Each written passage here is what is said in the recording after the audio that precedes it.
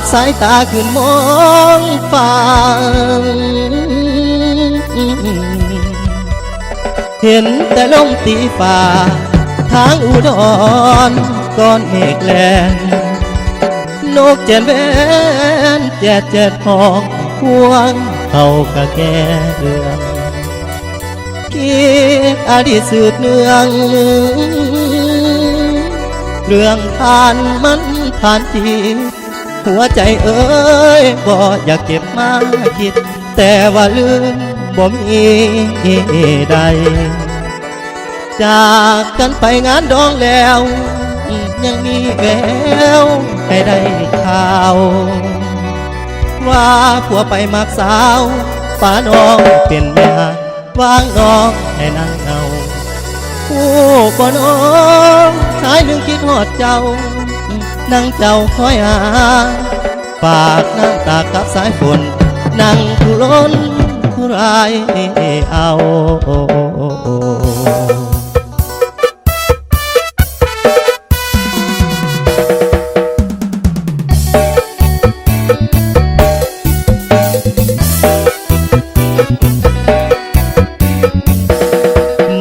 มองฟ้าเห็นฝนมาเม็ดปล่อยเห็นเมฆลอยเหมือนกับคำที่ล่ำลาฟ้าอาทิตย์ทรงกรดบนนภาบนท้องฟ้ารุ่งกินน้ำงามเป็นวงกามันก็ต้องเป็นกาบอกเจ้าแล้วเดล่ะเจ้าอย่าไปหกเจ้าคงนอนเสียใจป่านนี้ร้องไห้ที่รักเจ้าไม่มันคงเบื่อแล้วตบที่ทำไมถ้าไม่พอใจน่าจะคืนจะส่งที่กาส่งมันขึ้นป่าดงไม่น่าจะลงไม้มือตบทีคืนมาพี่คงไปไม่ผมก็ว่างทั้งเลิกลมตายฟังแล้วก็สบาย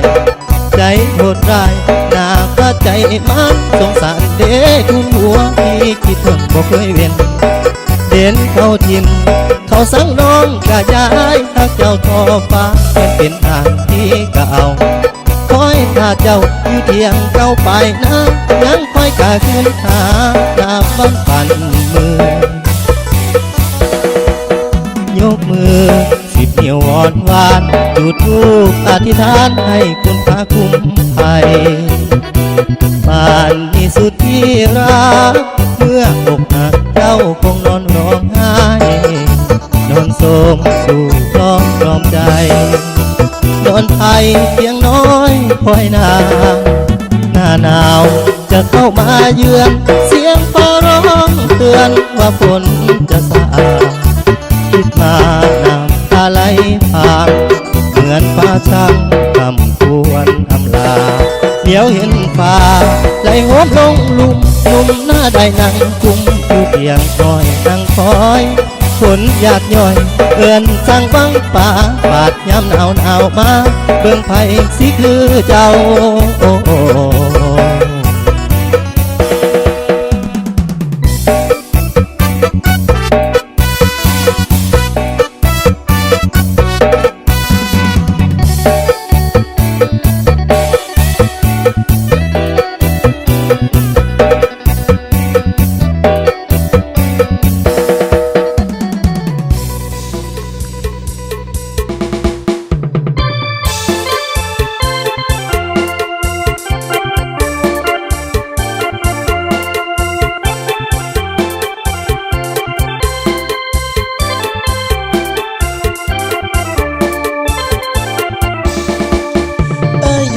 หน้ากองมองภาพไทยจงฝากให้ต่างเมื่อให้เงา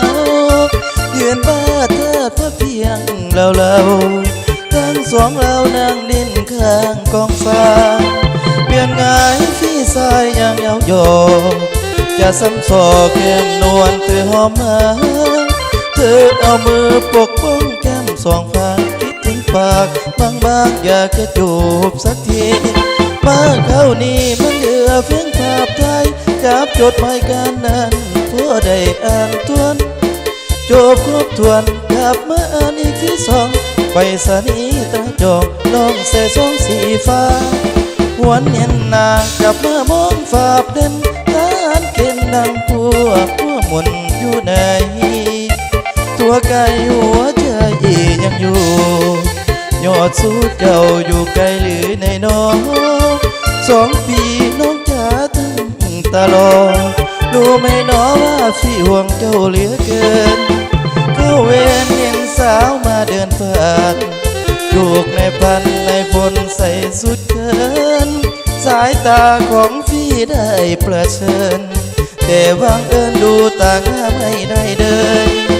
ใครสวยแค่ไหนไม่เหมือนเจ้าหากเจ้าคิดถึงจนเสลยน้องอยู่หลังว่างบางไหมแม่สางเสยจงเสลยให้ฝากเสียงลอยลมมองมันกลมมองดูฟ้าไปคือภาพที่ไม่อายวางกังคิดได้คิดทอดไอ้ย้ำพักพอนอนเย็นเป็นเวลาหลับเดินผู้อื่นนอนโบดยังเดือเฟียงไงใจสมอนหน่อยเล่าคิดบ่เศร้าอยู่เดือยยานแฟนได้เปลี่ยนใจคิดไปคิดมาน้ำตาบันไหลตกในหัวอกนอนเล่าดังไฟฟ้าป่านนี้คงเป็นสุขเพราะแฟนเราหรือว่าเขาคุยแฟนแสนดีใจพี่รักจ๋าอยากให้ลืมที่เสียก่อนฝากก่อนน้องอย่าย้อนหนีไปไหนแก้มมอมน้องอย่ายอมมอบให้ใครจงเก็บไว้รอพี่ทหารเกณฑ์เป็นไฟเว้ามาสำหน่อยเกี่ยวกายเขาสิบอกว่าอายใจมันอย่าดื่มฟ้ามืดครึ้มที่เป็นห่วงอาวรถอนถือเปลือนเยือนเว้นอายคิดเห็นแต่แฟนอาย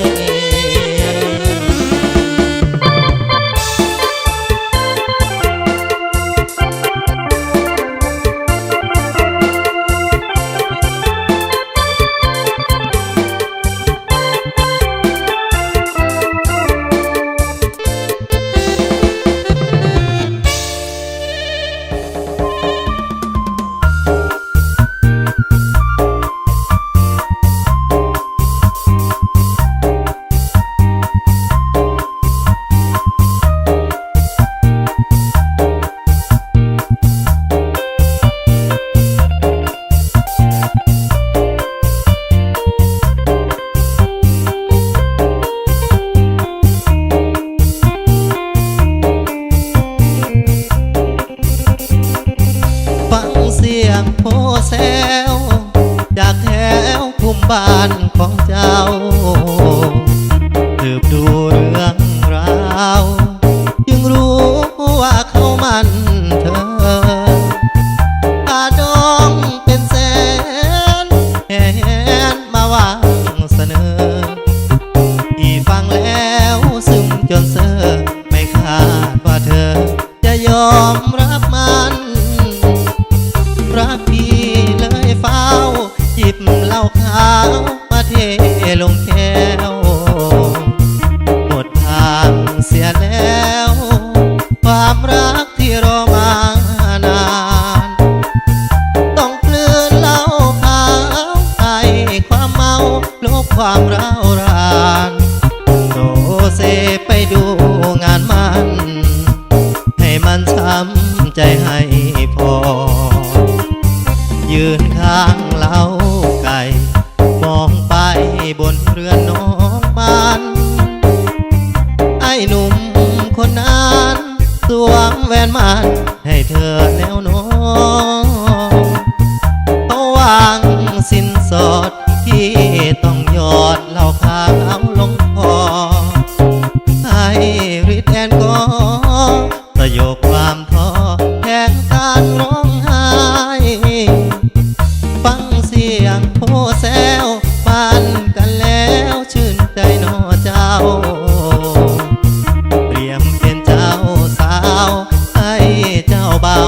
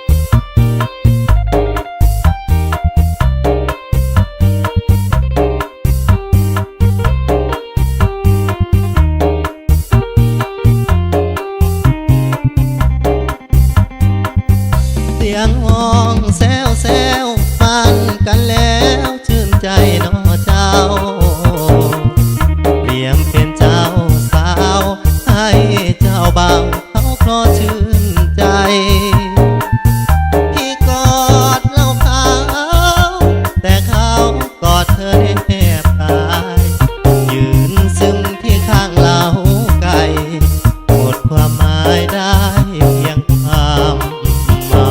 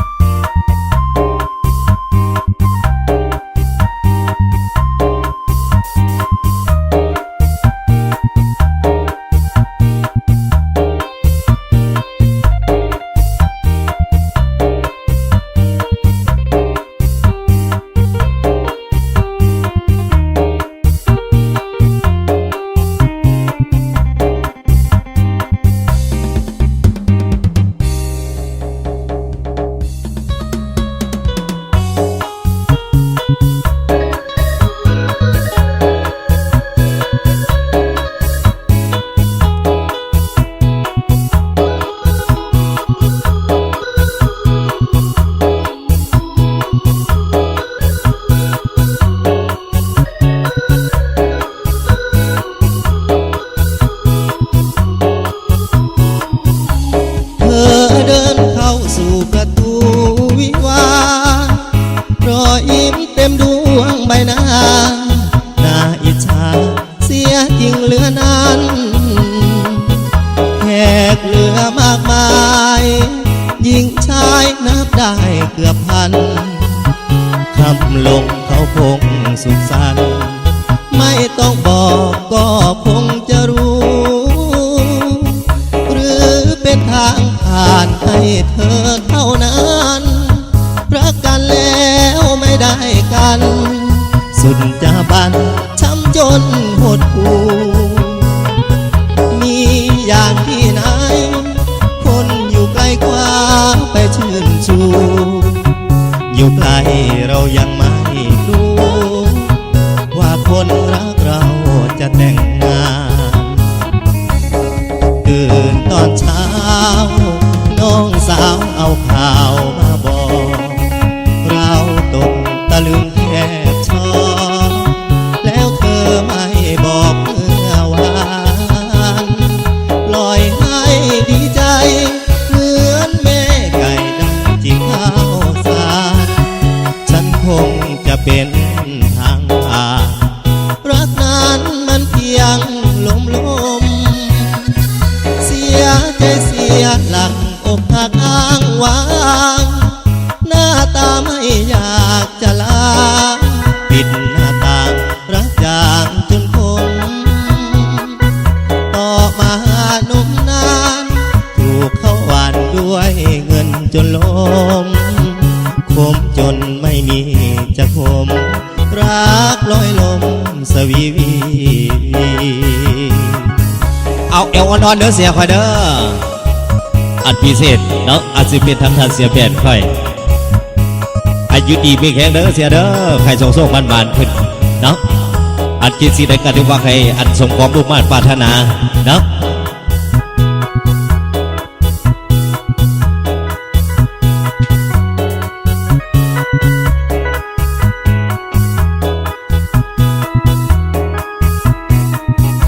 เสียใจเสียหลักอกหักอ้างว้างหน้าตาไม่อยากจะลาปิดหน้าต่างรักจางจนคมต่อมาหนุ่มนานถูกเขาหวานด้วยเงินจนล้มคมจนไม่มีจะคมรักลอยลมสวีวี เ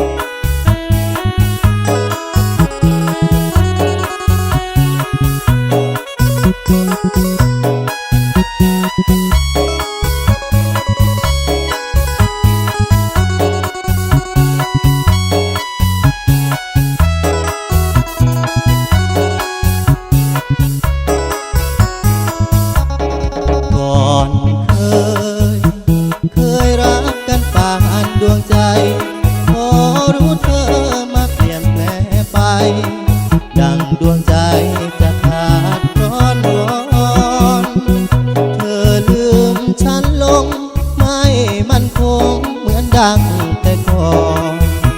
แฝงไว้ด้วยใจกะล่อนหยอกย้อนหัวใจไม่จริงหลอกฉันเธอนั้นรักเพียงลมๆความรักเธอเหมือนดังยาคมฉันต้องโดนต้องพาลงหิงเธอแจกหัวใจให้กับชายไม่เคยเปล่าอิง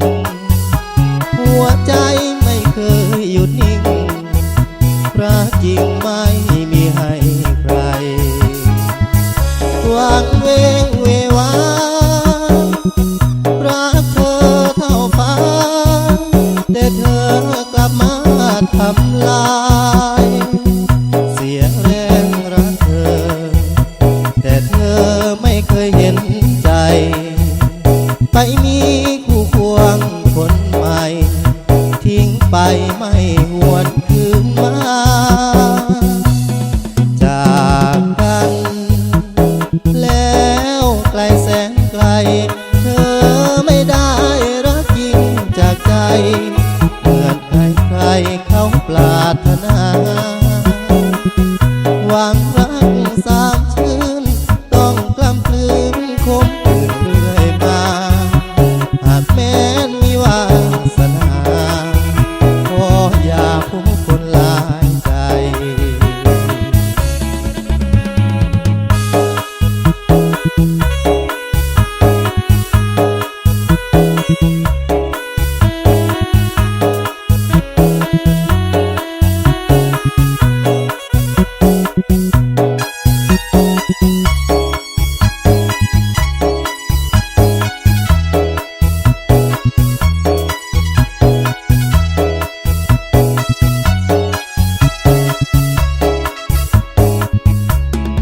จากกัน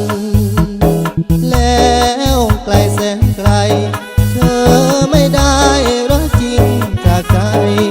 เหมือนใครๆเขาปรารถนาหวังรักสาบชื่นต้องกล้ำกลืนคมคืนเรื่อยมาหากแม้นว่ามีชาติหน้าขออย่าผู้คนหลายใจ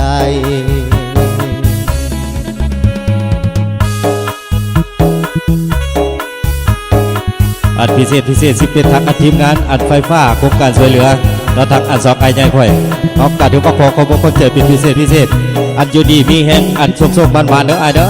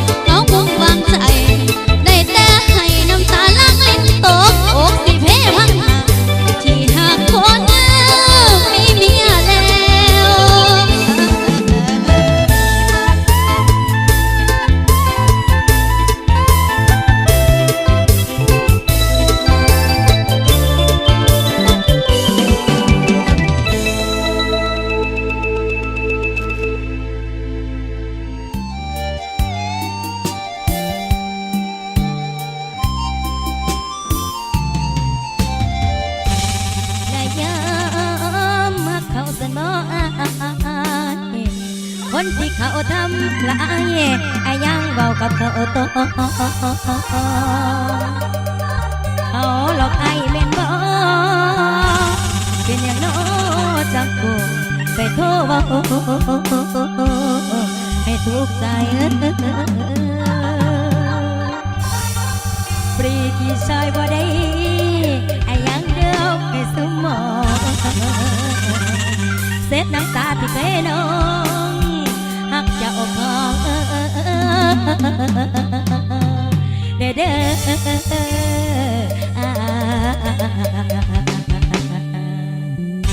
เอาเจอทุกตัวทุกตังออกมาออกกำลังกายเลยปวดแข้งปวดขาพี่น้องมันไม่ออกมาเต้นเลยเด้อ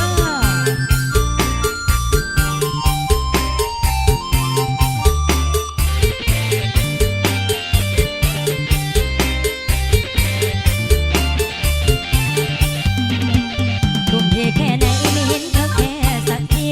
เขาไปได้ดีกับคนละที่โดนเป็นไอ้ทำดีแล้วทุ่มสุดตัวหัวใจน้องดวงลายเห็นไอ้ต้องแค่แต่เขาถูกเคยเล่าอาการเอากันกว่าใครสาวมีมากมายที่เคยนัดไอ้กินข้าวไอ้ยังเลือกคนที่มีใจลวงอย่างเขาวันนี้ต้องเหงามาเสียคนโสเซคนโคเทมาเย็นมอเซน้ำหัวน้ำปลาคนโคเทมาเย็นมอเซน้ำหัวน้ำปลากันกันลาโมเหตุว่าตัวให้คนมีตากันเขาสลันละไอขึ้นน้ำสาวมีแต่เหงาผู้ทรงเศร้าลำใดห่วงเด้อไอเดียวใจแค่พี่เอ้ยยังทักทีกันนี่เป็นใจให้หักเจ้าของเด้อคนเคยเกลียดกันยังเป็นห่วงไอ้มาสาวให้หักเจ้าของเด้อเบอร์โทรเคยให้โทรมาแล้วไปเถอะหรือให้ไปหามานั่งปลอบใจคุยกันเบาขอเพียงให้ไอ้ลืมเขาน้องพร้อมจะช่วยแต่แค่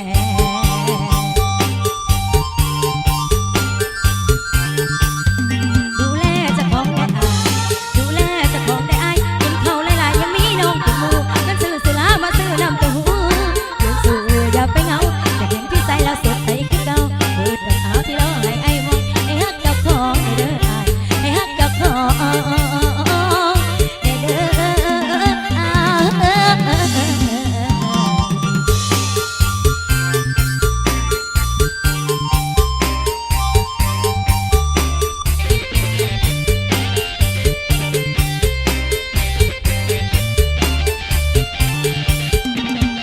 ให้ฮักเจ้าของให้เด้อ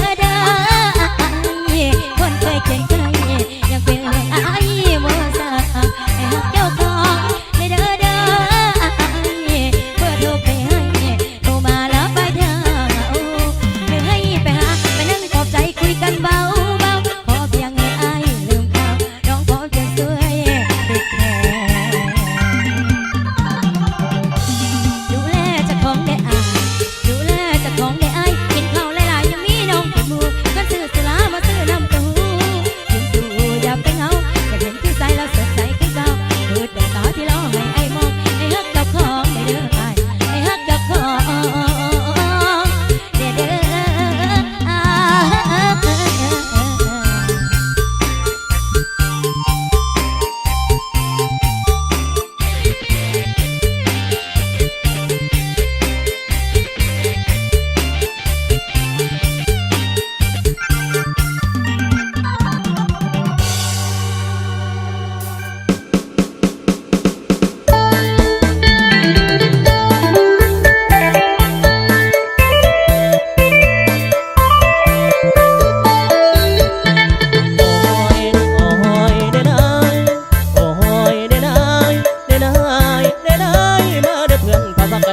มาเด้อเพื่อนเก่าเล่นดอกเด้นังเอ๋ยอย่ามัวเห็นแต่แลคือแย่ทุกเดือนไปแวะเยี่ยมทายางปังบุญเขาว่ามีเสียงชุบอยู่บนข้างบ้านเขาเป็นลานด้วยงานดีมีจ่ายพวกเขาขายบ่เจ๊งให้ตีเก่งใจเดินไปกะเจ้าขอเสียงชุนบ่ว่าบุญเรื่องงานโอ้ยว่าลงลืมลมพร้อมคือเราบักซองเจ้ากับบ่วันมีหมูหันไก่ย่างเลี้ยงกับไก่กองแข่งอ่องตองของแพงแพงเหียระวังเมียแบกก้อนสีหลอนบุญพะวงอย่าส่งเสียงมากนักเลยนอนอยู่เฉยๆยักไปละเคยเจ้าพอ นเถิดเถิดเล่าแค่คออย่ามัวขัดคอไว้เจ้าบ่อเสียงจุนคุณบ้านงานใดในวัดเมาสะบัดหัวสุกหัวสุนนอนไหนไม่เลือกกับคุณจะพ่อเสียงจุนจะคล้องวุ่นวายตายมาพอขอสิ้นจะคอยเอามาจอกน้อยๆตัวข่อยมาแห้งแก้มกระแสงสีแดงมีบ่อแก้มกระแสงสีแดงมีบ่ออยากทำก็เปิดง่ายในแม่นยังแม่นยังเว้ยในแม่นยังเห็นเพิ่นตั้งแถวที่ดีแดงแล้วมันสิแพงปันใดสิใส่ลงในทองนี่ไม่น้องเสียงจุนลูกเก่าแต่พวกเอาขวดแป้สิเอาแต่อย่างเดียวมูเป็นเกี่ยวลิ้นลงพวกเขาปักสองเศร้าคือกันด้วยบ่กันคือเจ้าเอาเต็มเกียงเสียงจุนคือใส่ตามสไตล์เจ้าพ่อขอแดงเจ้าแดงคนละแรงลิ้นแบ่งกันไปกันสนใจเสียงจุนหยุดโตมาโกงลูกพงตั้งวงอุดหนุนเจ้าพ่อเสียงจุนบ่อุ่นละนุ่นไม่เบาสุขสันต์ด้วยกันกินเหล้าวันนี้ก็เมาตื่นเช้าเมาเยอะวันนี้เรามีสมุนมาเลี้ยงเสียงจุนบ่อุ่นละนุ่นทั้งวันเสียงซ้ำเลียงดังลั่นถึงไหนถึงกันด้วยคอฉันยินเธอขอลองพวกพ้องอย่าเพ้อประเดี๋ยวจะเจอจะหยิบเจอเขาเป็นไปลำไปลงพงเป็นไปละลำไปลงพงระวังแม่คิ้วของจะยกให้ของกันมาถ้าไปเสือระวังเดือทางหอดแม่จะเหมือนแม่คอนสิร้อนลำหัวเมาแต่กุมดมกินเสียงชุนแม่จะคุ้นมาเห็นสิเป็นหงลงห่างทั้งกินเหล้าอ้อยเมากินเงินจ่ายภูเขาขายและจำน้ำบ่อบ่เศร้าความเป็นเบาเจ้าพอย่ำเสียภาษาเมียทั้งหลังอ้อยสั่งมานะเพื่อนตัวสาวดอกเมียเฮาหมุนเอาเสียงถึงกว่าแก้แววเสียงบัดสิเกียงบัดสิเกียงสิเกียงเสียงมูว่าคันตีต่อเจ้าสาวเจ้าแม่มาละเนี่ยแม่มาเวลาแล้ว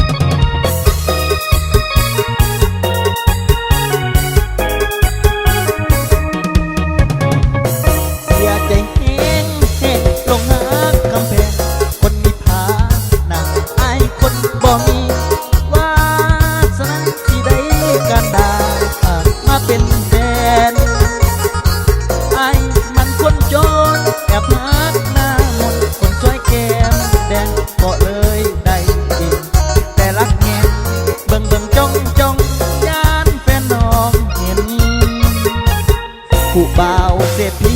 เขานี้ลิกีนักเขียนนอกไอ้กำมากรกระจอกทั้งตาออกคงบ่เดียวแนมเป็นใดเพียงฝันดังพระจันทร์กำคืนยังแหม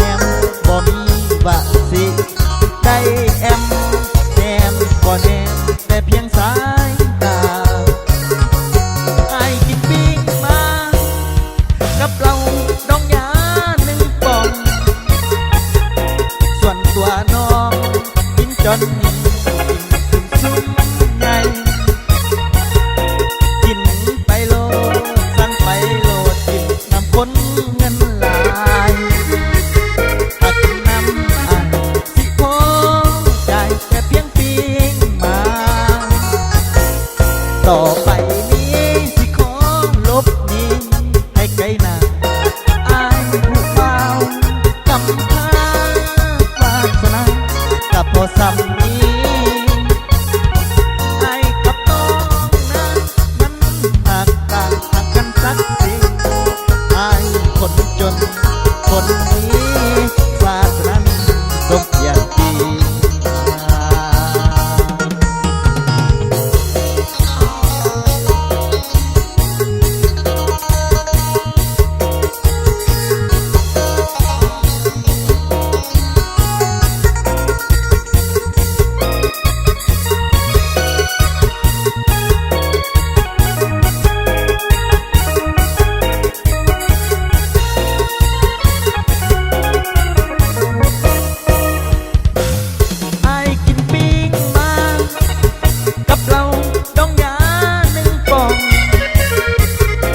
ส่วนตัวน้อง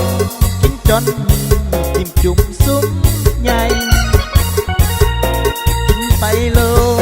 สั่งไปโลน้ำคนเงินลา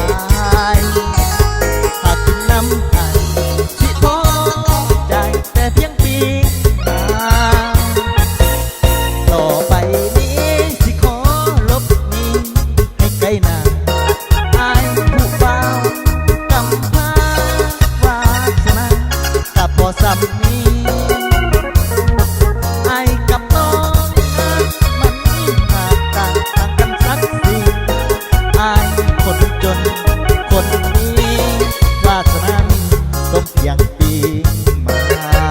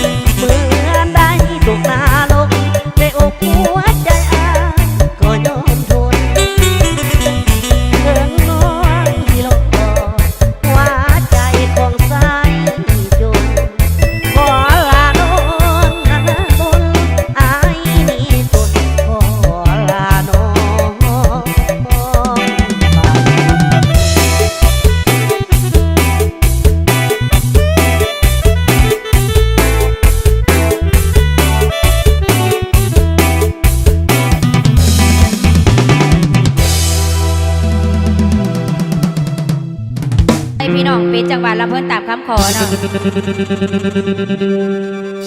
และเดือนมีนามาถึงแล้วบ่มีแววอายสิบงรอให้นางแต่งสุดสีโกไว้คอยท่าผู้บ่าวมา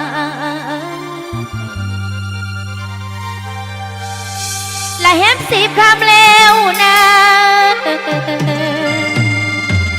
อายไปอยู่ทางใด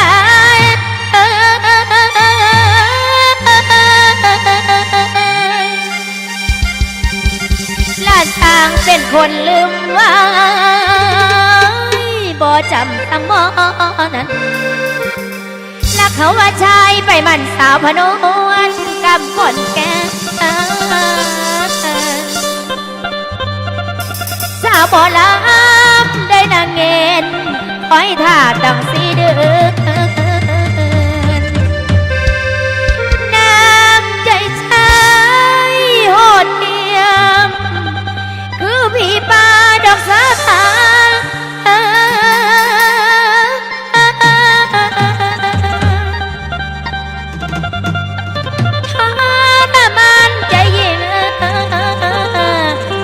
บ่จริงคือทางว่า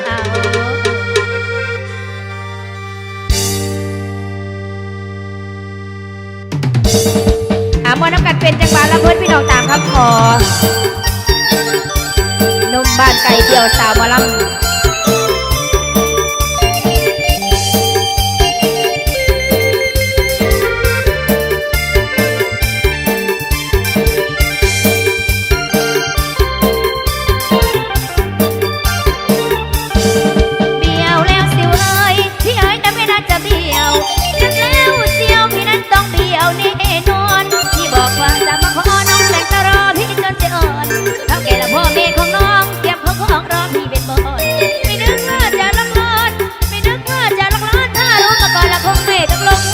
ก็ได้สายงามทุกกองลงก็ได้สายงามทุกกองว่าจะน้องที่หกเหลือไปบ่มีมองไปมีคุณเดียวลงมาใส่พวกเดียวแล้วบ่มีแผนปียังกินแล้วก็บ่ดีนอนน้ำนอนแล้วก็บ่นั่งที่กินแต่น้องละมีแต่ได้ดินแต่น้องละมีแต่ได้ดินความบางความสิ้นละแตกหมดทลายจะได้เจอกันเสียได้จะได้เจอกันเสียได้เพราะเราใจง่ายแล้วเขาไม่มาแลดวงสัญญาละแม่นี้เลยค่ะดวงสัญญาแม่นี้เลยค่ะมังอันปากห้างขายกันโมหังย้อนมักเจ้าละอายบ่เคยแค่ย้อนมักเจ้าบ่อายบ่เคยแค่หลอกให้สาวมารับขับเดียวใจนอนแรงพูดนอนแรงเอาเกี่ยวกันได้เด้อพี่น้องเกี่ยวกันได้เด้อ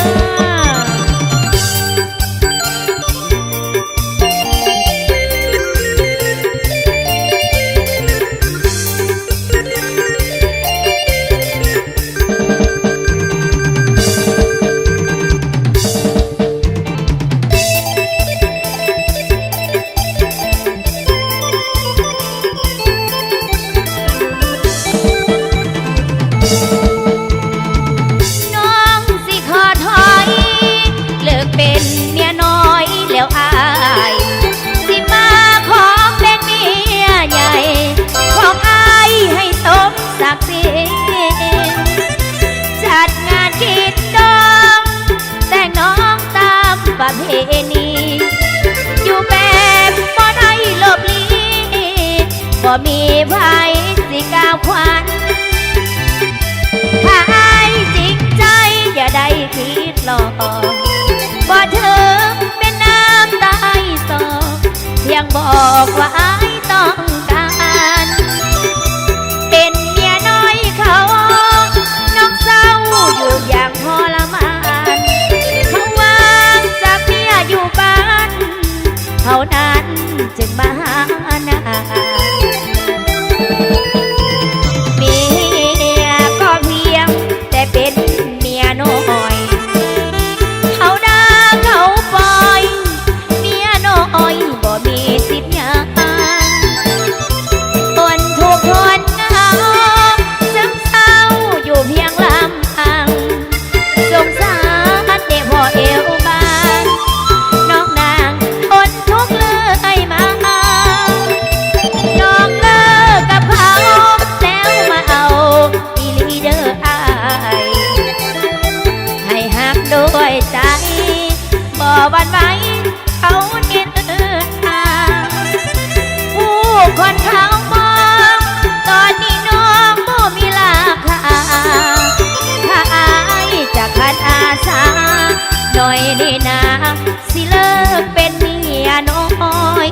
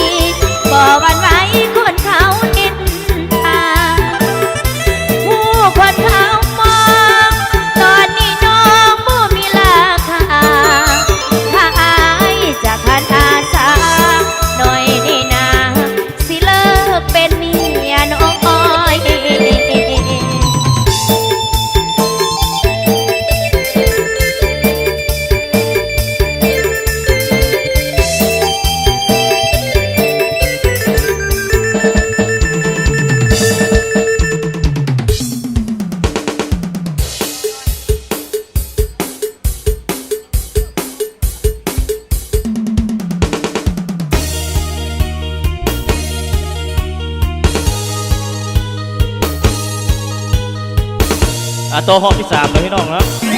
อันที่ห้องเก้ฮิกกี้นี่เด้อผู้ชายห้องมานี่ที่เลิกเป็นเนี่ยน้อยท่าน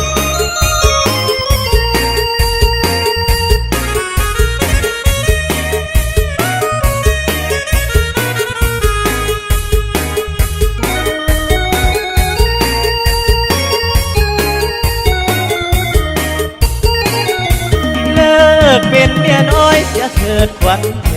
งมาเป็นเมียแทงของอายให้สมศักดิ์ศรีจัดงานกินดองคือต้องตามประเพณีอยู่แบบบ่ได้หลบหนีบ่มีให้จากอาควันไอ้นี่จริงใจบ่ได้หวังหลอกสองว่าบอกให้ยังต้องการเห็นใจตัวเจ้าเป็นน้อยเขาอยู่ยังทรมานเขาวางจากเมียอยู่บ้านสิ่งสำคัญได้ชื่อว่าเมียก็เพียงแต่เป็นเมียน้อยเขาด่าเขาปล่อยเมียน้อยบ่มีสิทธิ์ยังคนห่วงและเหงาซึมเศร้าอยู่เพียงลำพังสงสารเจ้าได้นวลนางเป็นยังจึงทนเลื่อยมาเลิกกับเขาแล้วมาเอากับอายหากเจ้าด้วยใจบ่หวั่นไหวให้จะดินทาเพิ่งคนเขามองบ่มีราคาไอ้นี้เต็มใจอาสาเลิกเกิดหน้าเลิกเป็นเมียน้อย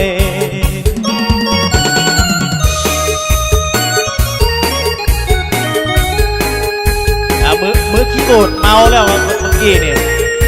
ได้เหล่าข่าวไป2 จอกเมาลงหน้าลงหลัง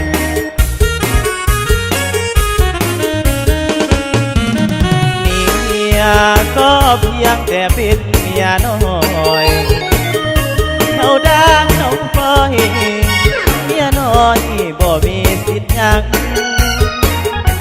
คนห่วงและเหงาซึมเศร้า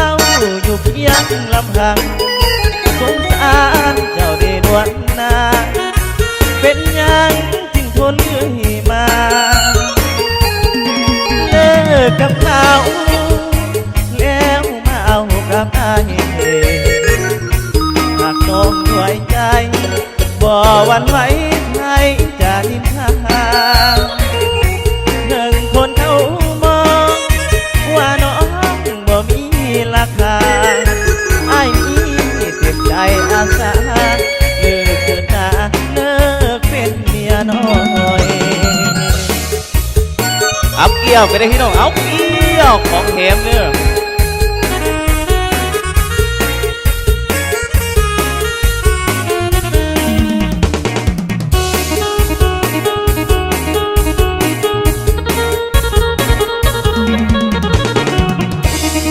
เอาจบโอ้ย